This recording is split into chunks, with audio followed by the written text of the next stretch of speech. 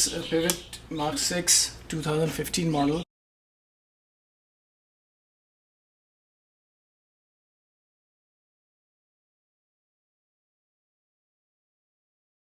Remove this screw, unscrew it, take it out. The shock would come out a little bit.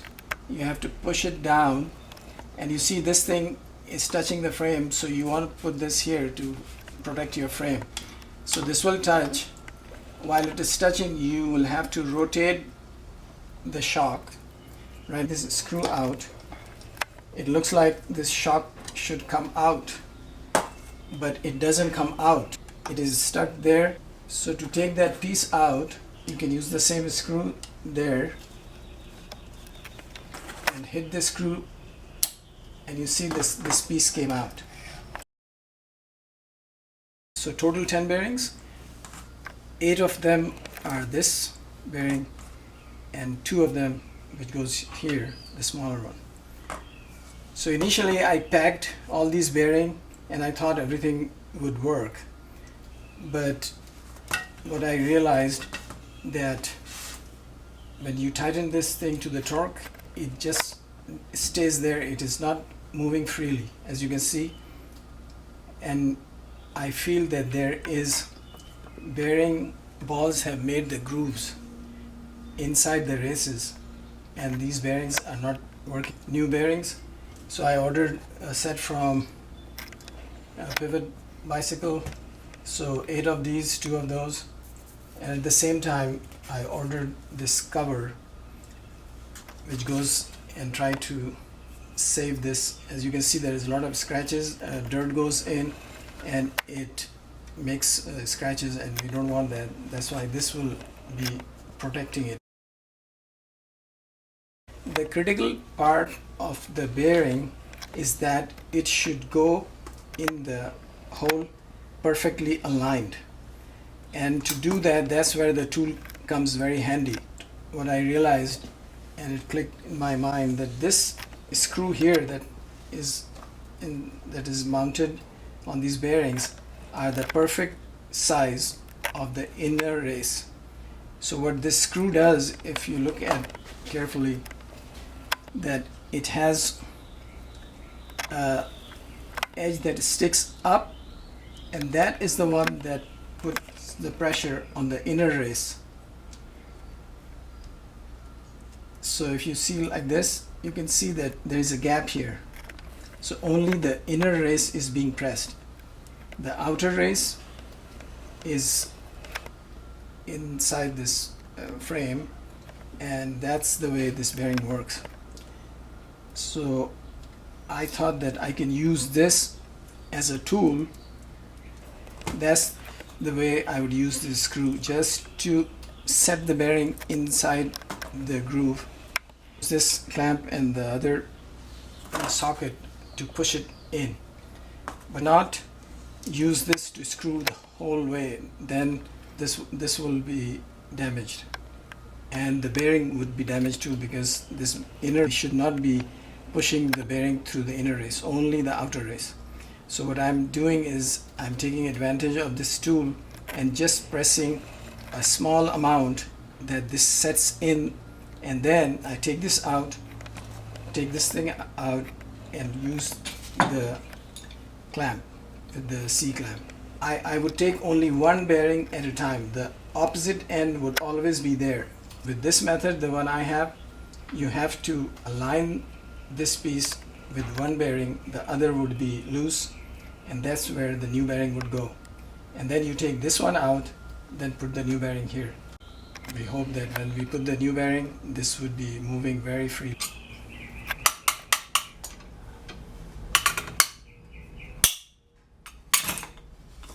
So we have to clean this, and then before we put the new bearing in here, we have to use the 641, Loctite 641. The sticky side of this bearing, the inner race, is towards the inside. As you can see, it is bigger than the bearing. The black tape here is so that we don't damage the paint. So it fits here like this, and I used this so that this thing doesn't move and it stays there. It's a socket that goes in here and it pushes, and then we go with the screw like this and then clamp it. This can easily be done using the vise, but if you don't have the vise, you can use the clamp. This is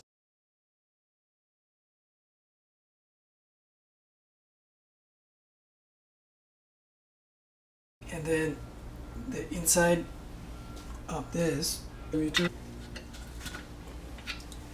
So once it is tight, now we will put the new bearing in, but before that, let's put.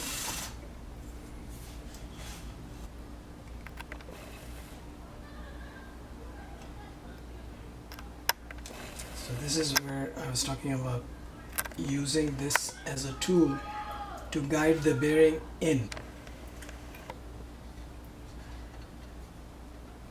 So what this screw does, it perfectly aligns this screw, and the bearing is sitting perfectly straight, and the only thing we need to do is press the bearing only a little bit,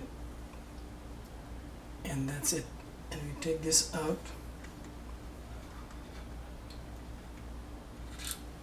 This was the whole idea of this tool. So now the bearing is pressed in. Now we can take this out.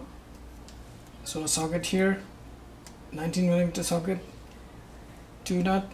The bearing already went more than half in, and the amount of force that we are using, we cannot use this as a tool for that kind of force. It will bend this. Once the bearing is in, you don't have to press it.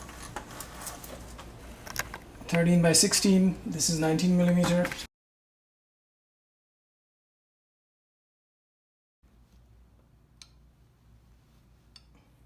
So now the bearing is coming out.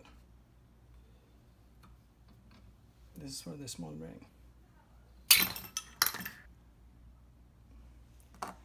So I found this piece that is like the bearing, bigger than the bearing, so the bearing goes in.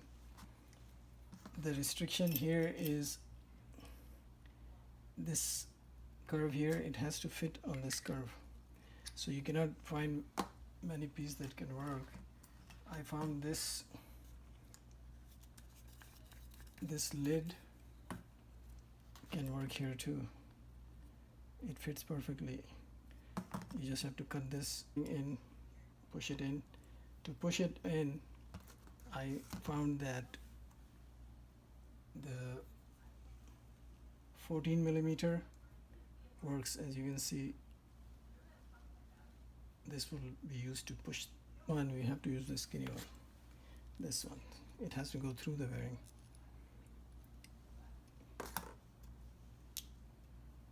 Like this. This goes in, and we can put a washer here.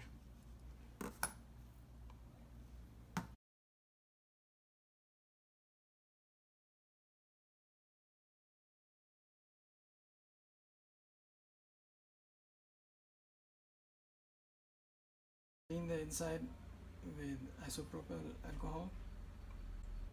We will use the screw to put the old bearing in, the new bearing in, and try to just insert it inside. Okay. I used this 17mm wrench.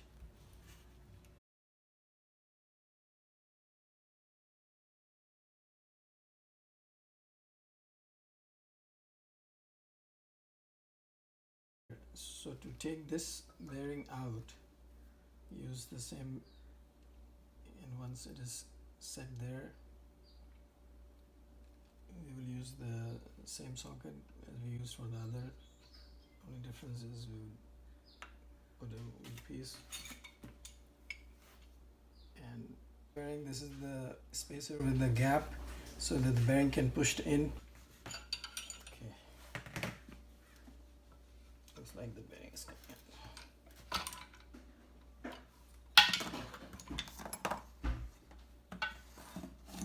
So yeah, I took some muscle and it shows 27.7. The new bearing itself is 28 perfect, 28.0.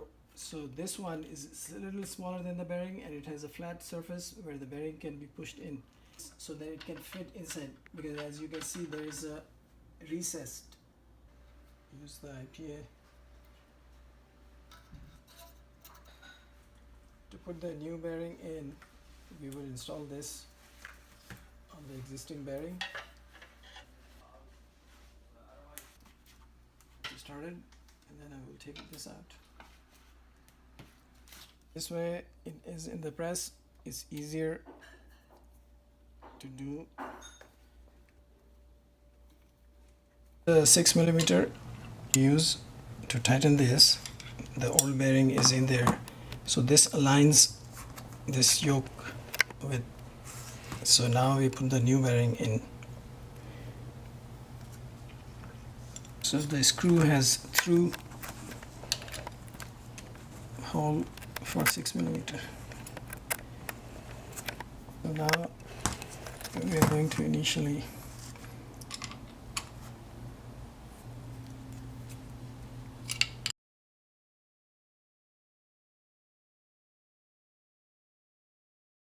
so this bearing has to be seated all the way in. Right now it is a little bit proud, so we need to use the 19mm same. The advantage of using this 1/4-20 and these nuts, it sits inside the bearing so it doesn't wobble.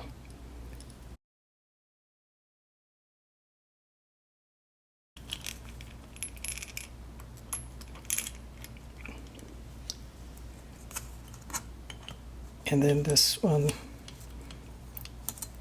this whole arrangement goes inside the vise bearing, and this is all aligned, and we just need to use the vise to push the remaining of the bearing inside.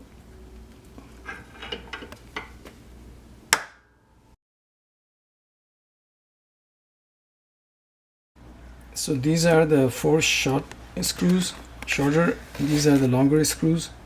As you can see, there is a difference in length. These 4 screws goes here, these 4 threads, and these 4 screws goes with this one. So putting the thread locker inside the thread, not on the screw. This arrow goes on the non-drive side and it goes facing forward. So because the bike is upside down, so it will go like this. Okay, so these use the M8 on 27 foot-pound, and as you can see, you just adjust here and it will show you 27 foot-pound, and you can torque that.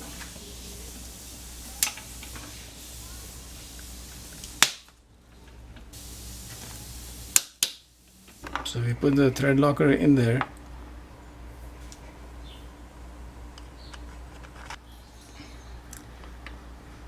So torquing it to 10 foot-pound because this is a smaller screw.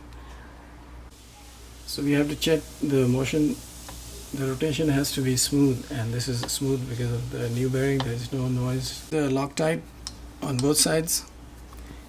And the thing to note is this screw should be facing down on the bike. It goes in there and it will go on the farthest screw hole.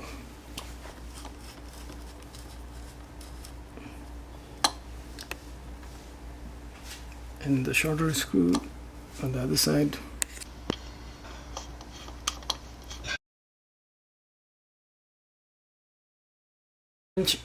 Would not go inside in between, so we cannot torque the screws from inside. So now we have to torque the screw from outside, and when you torque the screw from outside, it goes the opposite way, so we had to make up a tool.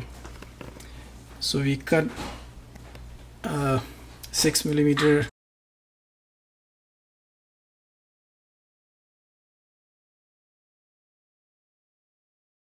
and then we grind this edge so that it can rotate freely without disturbing this screw while we are torquing that screw.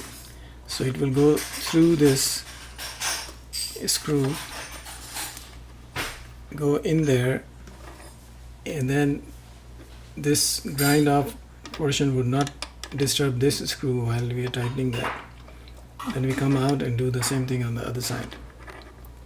So let's see if it works. A 6mm socket which goes in there.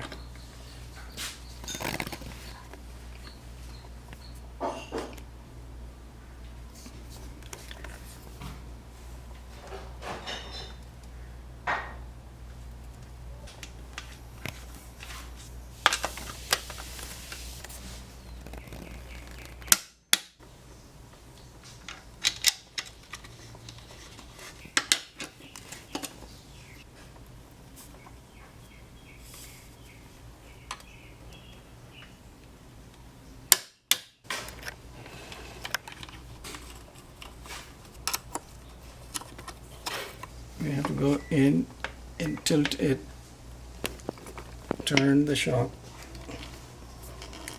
While turning, you want to press it. We go in.